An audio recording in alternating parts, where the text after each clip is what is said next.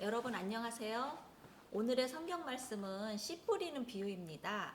농부가 씨를 뿌리는데 덜어는 길가에 떨어졌고 덜어는 돌밭에 떨어졌고 그리고 덜어는 가시밭에 떨어졌고 덜어는 좋은 밭에 떨어졌습니다. 세 개의 밭에서는 좋은 열매를 맺지 못했지만 좋은 밭에서는 열매를 100배, 60배, 30배로 맺었다는 내용입니다. Today's scripture is the parable of the sower. A sower sows seeds. Some seeds fell on the path, some fell on the rocky grounds, and some fell among thorns, and some fell on good soil. Although not all the soil would bear fruit, the good fields produced 100 times, 60 times, and even 30 times more fruits.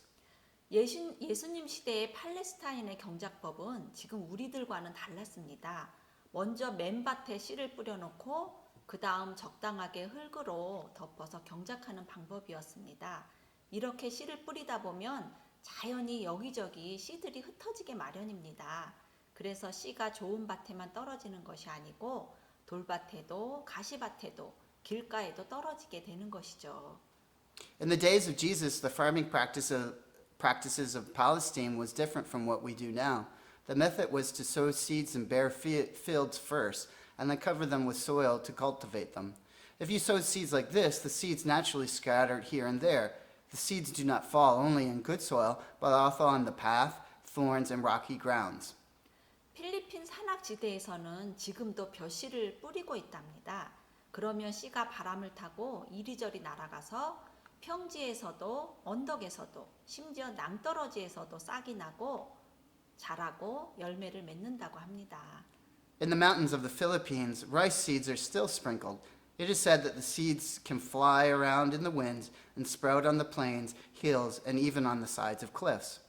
19절의 말씀을 보면 누구든지 천국 말씀을 듣고도 깨닫지 못하면 이라고 나옵니다. 천국 말씀을 듣는 데는 누구에게나 제한이 없습니다. 세상적인 지식이 많고 적음도, 나이가 많고 적음도, 세상에서 얼마나 높은 자리에 앉아 있었느냐도, 교회에 오래 다녔느냐, 다니지 않았느냐도 상관이 없습니다. 목회자냐, 평신도냐 하는 것도 중요하지 않습니다. 누구라도 천국 말씀을 들을 수 있습니다.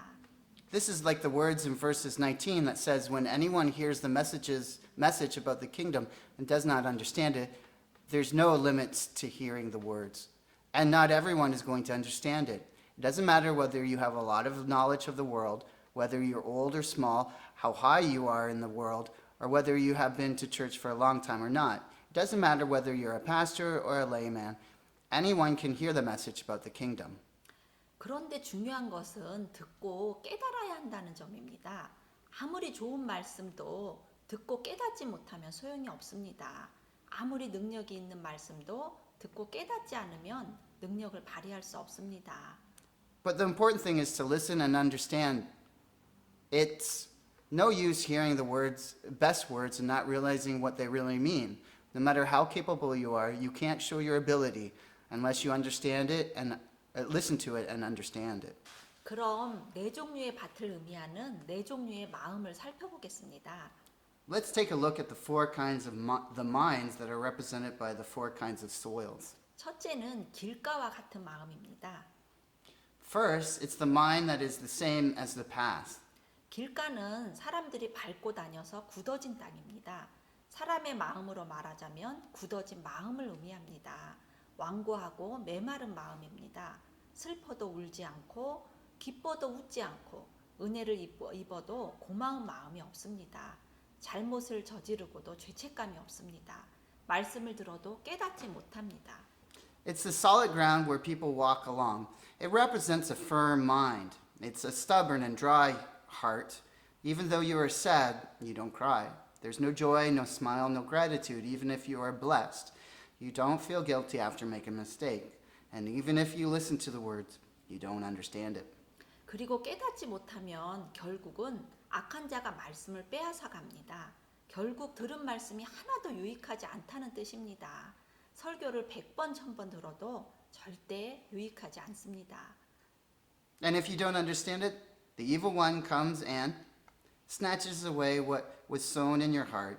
In the end, what you hear is not beneficial to you at all. Even if you listen to the sermon 100 times and 1,000 times, it's not beneficial at all. 둘째는 돌밭과 같은 마음입니다. Second, it's the mind that is the same as the rocky ground. 돌밭에 떨어진 씨앗은 곧 싹이 나오긴 하지만 뿌리를 내리지 못해서 해가 돋은 후에 곧 타서 말라버립니다. 팔레스타인 지역에는 돌이 많습니다. 흙이 있기는 하지만 돌멩이들이 많아서 깊이 갈아엎을 수가 없습니다. 얕은 토양에 씨를 뿌리면 싹이 나지만 뿌리가 돌에 걸려서 깊이 자라지 못합니다. The seed that falls onto the rocky ground soon sprouts, but they can't take root and soon burns and dries after the sunrise. There are many stones in the fields areas of the Palestine. There's soil, but more rocks than soil, so they can't plow down deep in the fields. When the seed is sown in shallow soil, it sprouts, but its roots get stuck in the rock and can't grow deep. 돌밭과 같은 사람은 말씀을 들을 때 기쁘게 얼른 받아들입니다. 하지만 뿌리가 없어서 오래가지 못합니다. 깊이가 없는 마음, 가벼운 마음, 변덕스러운 마음을 의미합니다. 인내심이 부족합니다. 무슨 힘에 붙인 일이 있으면 곧 넘어지게 됩니다. The one, like the rocky ground, hears the word and at once receives it with joy. But since he has no roots, their joy lasts only a short time. It means a mind without depth, a light heart, and a whimsical mind. They have a lack of patience, and when these people run into something hard, they quickly turn away. 하나님의 말씀을 받는다고 문제가 없이 늘 만사형통하는 것은 아닙니다. 하나님을 믿어도 여전히 문제 속에서 살아가는 것이 인생입니다. 신앙의 뿌리가 깊은 사람은 문제가 오더라도 고통스러워서 흔들리긴 하지만 결국은 이겨내게 돼 있습니다. Following the word of God does not always work without problems. Life and faith still means living with troubles, even if we believe in God. A person who, with deep roots of faith, may be shaken by pain, but they eventually overcome it. 셋째는 가시덤불과 같은 마음입니다. Third, it's the mind that is the same as the thorns. 시골에는 탱자나무로 집이나 밭에 울타리를 하는 경우가 덜어 있습니다. 탱자나무 울타리는 가시덤불 때문에 다른 식물이 자라지 못합니다. In the countryside, there are some cases where tangerines are used to fence houses or fields. Other plants can't grow on the tangerine fences because of their thorns. 가시덤불은 혼란스러운 마음을 가리킵니다. 마음이 정돈되어 있지 못하고 항상 복잡합니다. The thorns represent a confused mind. Some people's minds are not in order, and they always make everything too complicated. 그 첫째 이유가 세상의 염려와 걱정 때문입니다. 자신 걱정, 사업 걱정, 건강 걱정, 친구, 이웃 걱정, 나라 걱정, 인류의 장래 걱정, 지구 환경 문제 걱정, 말로 다 할 수 없는 걱정거리를 가지고 살아갑니다. 그리고 지나간 과거에 대한 후회와 아직 오지도 않은 미래에 대한 지나친 염려입니다. The first reason for the confusion is all the concerns in the world. We live with too much worry about everything, like our children, our businesses, our health, our friends, our neighbors, our country, our humanity's future, and the global environment. We can get stuck regretting the past and worrying too much about the future that has yet to come. 그리고 두 번째 이유는 바로 재물의 유혹입니다. 재물의 유혹이 우리의 마음을 혼란스럽게 만들고 말씀이 결실을 맺지 못하게 하는 것입니다. 성경에서는 돈을 사랑함이 일만 악의 뿌리가 된다고 가르쳐주고 있습니다. And the second reason for a confused mind is the temptation of wealth. Our desire for wealth confuses our mind and prevents our words from fruition. The Bible teaches that the love of money is the root of evil. 그리스 신화에 이런 얘기가 나옵니다. 큰 상금과 명예가 걸려있던 경마대회가 있었습니다. 한 여자 기수가 신나게 앞장서 달리는데 앞에 금화 하나가 떨어져 있는 게 아닙니까? 그 유혹은 너무나도 컸습니다. 말에서 내려서 금돈을 주어 챙겼지요. 그리고 또 한참을 달렸습니다. 속력이 이제 막 나려고 하는데 또 금돈이 하나 땡그렁 하며 떨어지는 것이 아니겠습니까? 그녀는 다시 내려서 그 금돈을 주어 챙겼습니다. 그러느라고 그녀는 순위에서 밀려나 명예도 상금도 다 잃어버리고 말았다고 합니다. Greek mythology tells a story about the temptation of wealth. There was a horse race with a big prize money and honor. A female rider was traveling excitedly, but suddenly there was a gold coin in front of her. The temptation was too big, so she stopped and got off the horse and picked it up. She started riding again and was about to speed up, but she saw the sparkle of another falling golden coin. So she got off once again and picked up the coin. And as a result of her being distracted, she became so behind in the race that she ranked last and lost any chance of winning honor and the big prize money. 심리학자 그린 펠트 팀이 재미있는 실험을 했답니다. 학생들 3명을 한 팀이 되게 해서 2명에게는 주제를 주고 글을 쓰게 하고 나머지 1명에게는 그 2사람의 글을 평가해서 순위를 매기고 차등을 두어서 돈을 지급하는 역할을 시켰다고 합니다. I read about a psychologist named Greenpelt who led a team in an interesting experiment. They reported that 3 students were made into groups and they gave 2 people a subject to write about. Then they got the third student to evaluate the other 2 students' writing and rank them so as to reward them differently. 실험을 하는 도중 모든 팀에게 5개의 과자를 주어서 먹도록 했는데 각 팀마다 아주 재미난 현상이 동일하게 일어나더라는 것입니다. During the experiment, all the groups were given 5 cookies to eat as a reward, but all the teams showed an interesting phenomenon. 3명이 과자를 일단 1개씩 먹고 남은 2개를 평가를 맡은 학생이 자연스럽게 먹어 치우다라는 것입니다.